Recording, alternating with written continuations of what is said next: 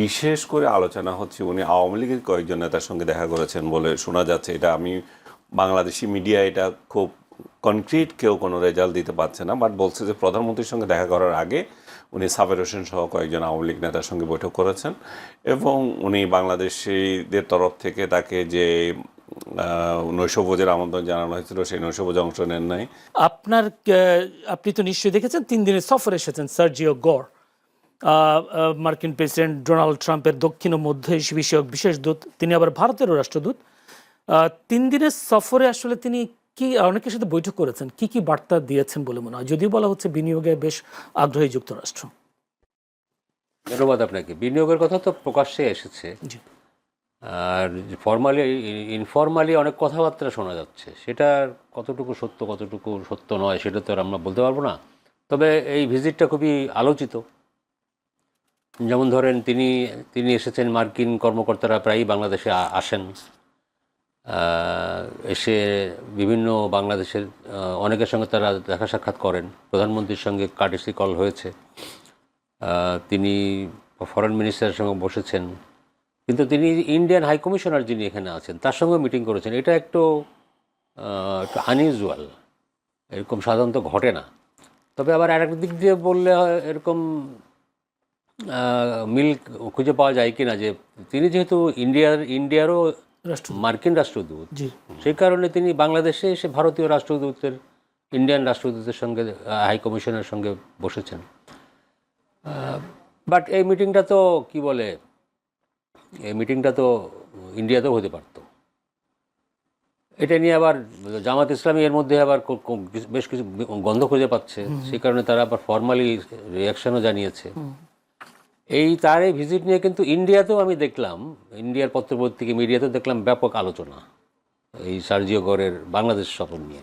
ওরা প্রশ্ন করতেছে যে ইন্ডিয়ায় মার্কিন রাষ্ট্রদূত তিনি বাংলাদেশে গিয়ে ভিজিট করছেন এবং তিনি এই কি বলে এই দক্ষিণ এশিয়ার বিষয় নিয়ে কথা বলছেন, তাকে এই এলাকার দায়িত্ব দেওয়া হয়েছে মার্কিন বিশেষ দূত হিসাবে। তার মানে কি, তিনি ইন্ডিয়ায় মার্কিন রাষ্ট্রদূত, তিনি আবার পুরো এই রিজিয়নের তাকে দায়িত্ব দেওয়া হয়েছে, তিনি বাংলাদেশে যাচ্ছেন। মানে তারা একটু দেখলাম তাদের কথাবার্তায় তারা একটু অখুশি, মানে কি হচ্ছে তারা বুঝতে পারতেছে না আর কি। ইন্ডিয়ান ইন্টারেস্ট বাদ দিয়ে কি তারা অন্য ইন্টারেস্ট দেখছে কিনা, এই ধরনের কথাবার্তা হচ্ছে। আপনি কি এটা আপনার কাছে কোনো জানা আছে কিনা, বা এই যে রাষ্ট্রদূত উনি যদি ভারতে যায় তখন কি আসলে বাংলাদেশের রাষ্ট্রদূতের সাথে কথা বলেন কিনা?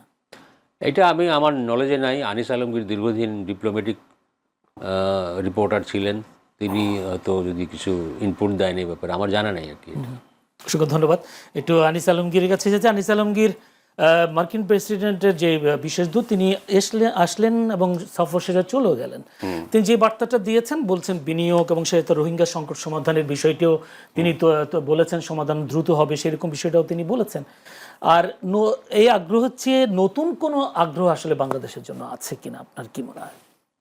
ওনার ভিজিটটা তো সরকারি তরফ থেকে যেটা বলা হচ্ছে যে এটা একটা ইন্ট্রোডাকশন, যেহেতু উনি এখানে আছেন এবং সাউথ এশিয়া রিজনের এবং এই দায়িত্ব আছেন তিনি, বাংলাদেশি তার কাউন্টার পার্ট অন্যদের সাথে দেখা করে গেলেন এবং সর্বোচ্চ পর্যায়ে দেখা হলো প্রধানমন্ত্রীর সঙ্গে স্বয়ং।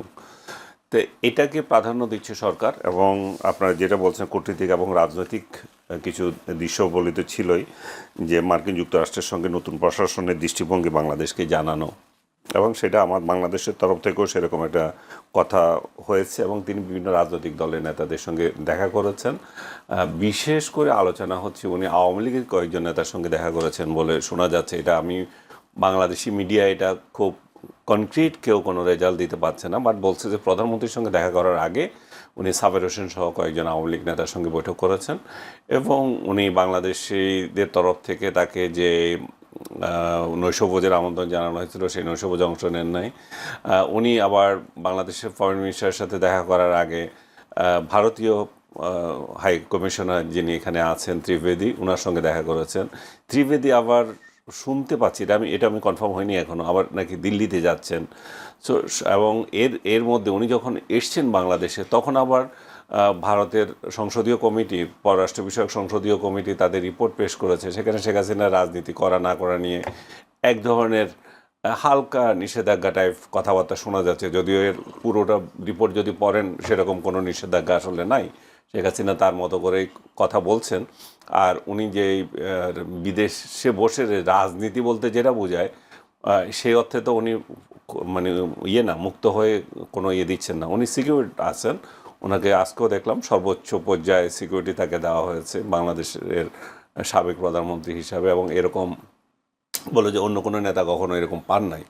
আবার আজকে আরেকটা খবর দেখলাম যে সেখানে সাউথ এশিয়ান ফরেন করেসপন্ডেন্ট যারা আছেন তাদের একটা ক্লাব আছে, খুব বিখ্যাত ক্লাব এখানে, পুরো ফরেন করেসপন্ডেন্ট ক্লাবটা ওইখানে। সেই ক্লাবে উনি 5 তারিখ বক্তৃতা দেবেন, বাংলাদেশে ফেরার যে কথা উনি এর মধ্যে ঘোষণা দিয়েছেন ডিসেম্বরে। তার আগে এই বৈঠকে উনি উনি ভার্চুয়ালি অংশ নেবেন। সো ভার্চুয়ালি তার অংশ নেওয়া, এখানে গিয়ে এফিআর হবেন কিনা আমি জানি না, মানে ফেস দেখাবেন কিনা জানি না। এই পর্যন্ত উনি যতগুলো বৈঠকে এই ধরনের করেছেন সেখানে ফেস দেখান নাই।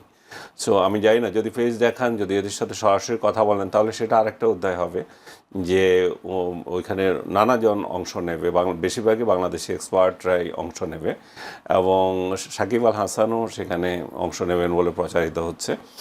এখন জানি না 5 তারিখে কি হয়। তো সার্বিকভাবে ওনার আসার যে ঘোষণা, এটাকে অনেকে আবার এটা লিঙ্ক আপ করছে সার্জিকরের সাথে। হ্যাঁ, যে এই শেখ হাসিনার আসার ঘোষণা, উনি আসলেন, উনি কি রাজনৈতিক দলগুলোর সাথে দেখা করছেন, যখন সেখানে কি আওয়ামী লীগের সঙ্গে একটা নেগোসিয়েশনের সম্ভাবনা আছে কি না, স্পেকুলেশন সবগুলো। সেটা আওয়ামী লীগের তরফ থেকেও এটা কোনো ক্লিয়ার না, কোনো বক্তব্য ওইভাবে আসেনি, সরকারি তরফ থেকেও আসে নাই, সো এবং আমেরিকান তরফ থেকেও আসে নাই। সো আসলে কি হচ্ছে, একটা ধূম্রজাল আছে এখানে, কিন্তু কোনটা কতটুকু কিভাবে আগাবে সেটা এখনো ক্লিয়ার না। আপনার কি এটা মনে হয় কিনা, যদি আপনার কথার সূত্র ধরেই বলছি, যে সার্জিও গড় যে বাংলাদেশ এবং ভারতের মধ্যে যে সম্পর্কের টানাপোড়েন চলছে, এই টানাপোড়েনটাকে কিছুটা শেষ করবার জন্য কি কোনো আসছে কিনা, আপনার কি? আমার সেটাই বলছিলাম যে এটা এখনো ক্লিয়ার না। বাট উনি যখন বাংলাদেশে নিয়োজিত ভারতীয় হাই কমিশনারের সঙ্গে দেখা করেন, কোন এখতিয়ার বলে করেন, তাহলে সেখানে একটা কথা আছে।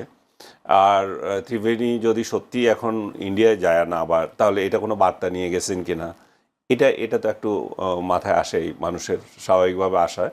এবং বাংলাদেশেও দীর্ঘদিন থেকে একটা প্রচলন হচ্ছে, শেখ হাসিনা যখন বললেন যে ডিসেম্বরে আসবেন, মানে কোন ক্ষমতা বলে উনি বলেন যে বাংলাদেশে চলে আসবেন, যেখানে বাংলাদেশে তার আসাটা মোটেও নিরাপদ না, ওনার জীবননাশের আশঙ্কা আছে।